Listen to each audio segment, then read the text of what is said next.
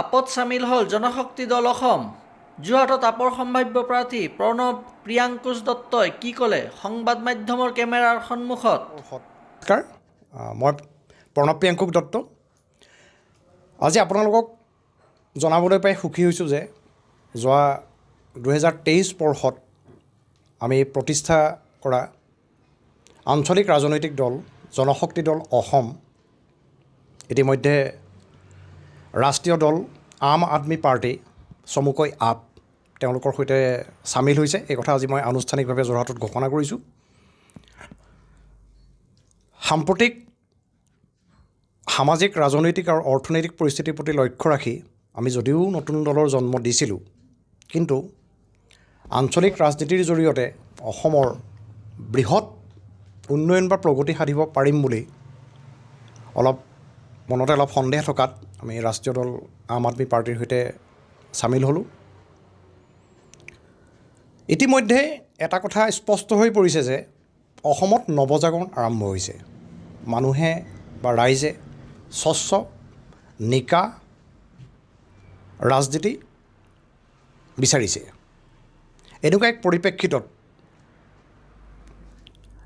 আমি ওলাই আহিছোঁ নতুন প্ৰজন্ম হিচাপে, আৰু আমি আশা ৰাখিছোঁ আমাৰ আহ্বানৰ প্ৰতি লক্ষ্য ৰাখি বা আমাৰ প্ৰতি দৃষ্টি ৰাখি অসমৰ ৰাইজে আমাক আদৰি ল'ব।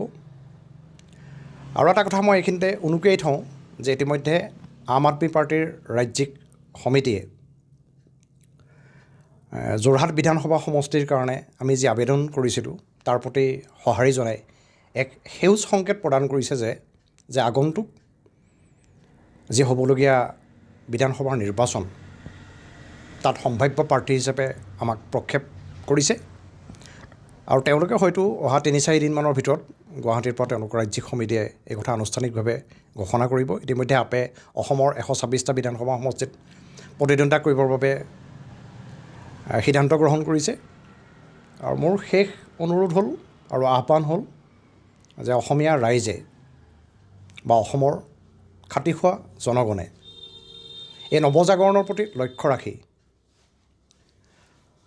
আগন্তুক অসম বিধানসভাৰ নিৰ্বাচনলৈ দলে বলে যাতে ওলাই আহি ভোট প্ৰদান কৰে। ধন্যবাদ।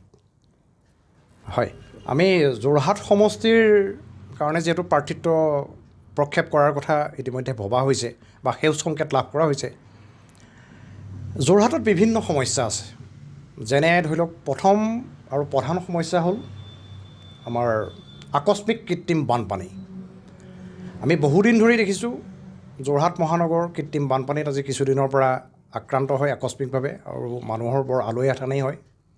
দ্বিতীয়তে মহিলা আৰু শিশুৰ সুৰক্ষা, যোৰহাটৰ যিটো পৰ্যটন আৰু ঐতিহাসিক যিবিলাক আমাৰ সমল সেই সমলৰ পুনৰুদ্ধাৰৰ চেষ্টা, নদী পৰিষ্কাৰ, এনেকুৱা বিভিন্ন গুণগত আৰু সমাজ সচেতন চিন্তাৰে আমি আগবাঢ়িম বুলি ভাবিছোঁ। আমি এই সন্দৰ্ভত অহা 17 মাৰ্চৰ পিছত আমি যোৰহাটৰ এক সুকীয়া নিৰ্বাচনী ইস্তাহাৰ আম আদমি পাৰ্টিৰ যোৰহাট শাখাৰ পৰা প্ৰকাশ কৰাৰ বাবে আমি মনস্থ কৰিছোঁ, আৰু তেতিয়া আমি সবিশেষ সকলো কথা আমি ৰাইজক জনাব পাৰিম।